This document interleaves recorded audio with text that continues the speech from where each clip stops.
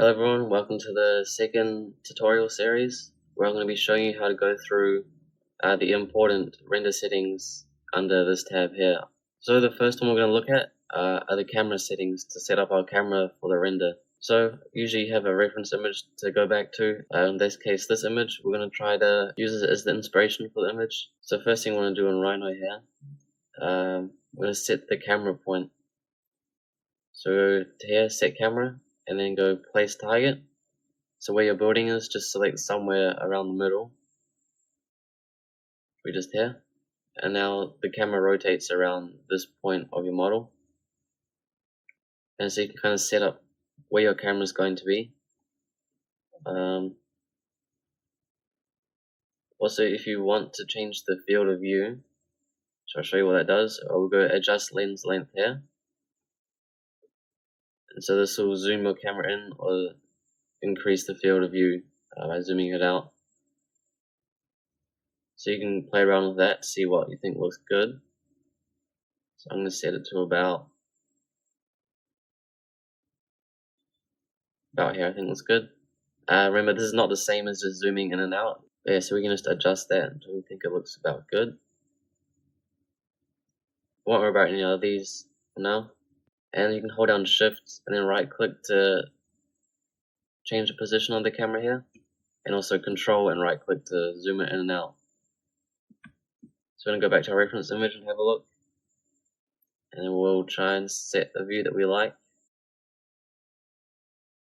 And also to see where you're going to be rendering, go ahead to render output and click this one where it says save frame. And if you're going to be rendering in this aspect ratio, which is a widescreen render, which is essentially just the size of your screen, which we'll be using, so you can keep that like that, 16 by 9. You can see here it's set where you'll be seeing in the render. This is essentially your frame. So we can adjust the building according to this frame. Then once you're happy with the angle of your render, you can go ahead to set view and go to named views here, and you'll make a new view. So we'll just call this view 1 for now. Then click OK. And now this camera angle has been saved. So if you were to, say, go into a different view or something, you can just go back to the view that you set right here.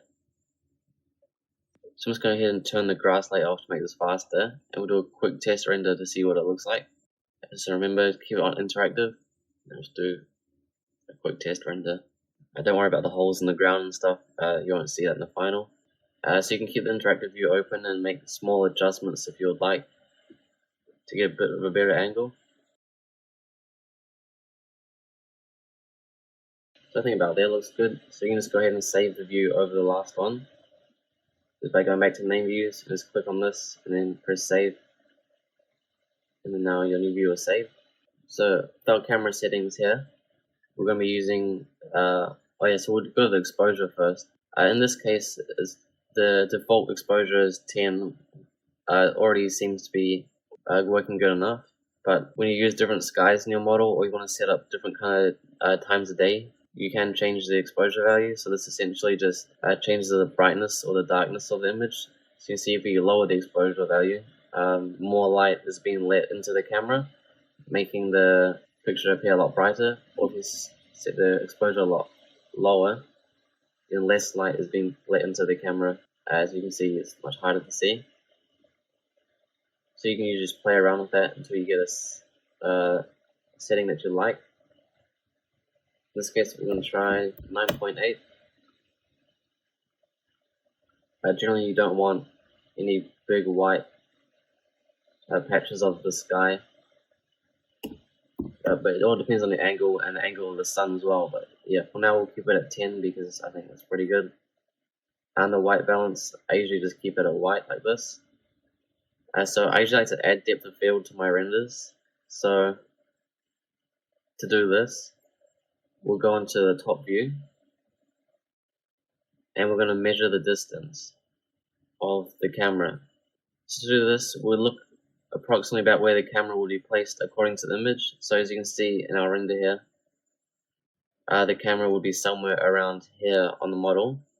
So what we want to do is just make any object kind of where you think the camera is, and then you type in distance. Just set it from the point from where your camera is, which as you can see, it's pretty spot on. Set the distance from your camera to the main object that you're going to be rendering. In this case, it's the house. And so once you measure that, you get this number here, the distance from the camera to the object you're rendering. So we're going to go ahead and copy this number, and then where it says depth of field, we want to turn it on and open this, and where it says focus distance, you want to go to focus source here first, then set it to fixed distance, and then put that number in. Now if we go back to our render, we just see the effects of it. It's a bit hard to see with this, so we'll go ahead and turn on the grass and the trees. This will just take a second to render. There you go. So it's quite hard to see in the interactive view, but essentially what it does is blurs the backgrounds and then keeps the main image more in focus. So we'll increase our defocus a bit just to show you what it kind of looks like.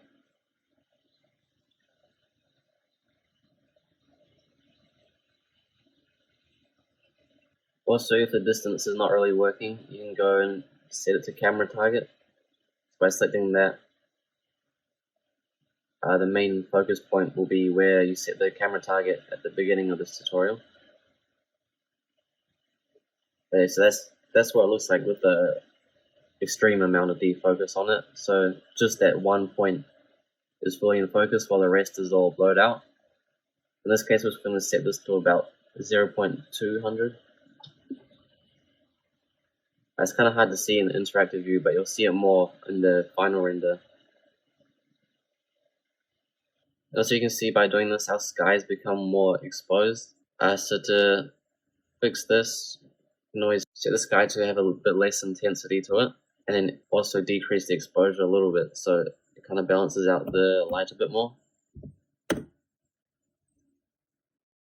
you can just play around with those two settings of the sky and exposure. But in this case, I think it's looking pretty good.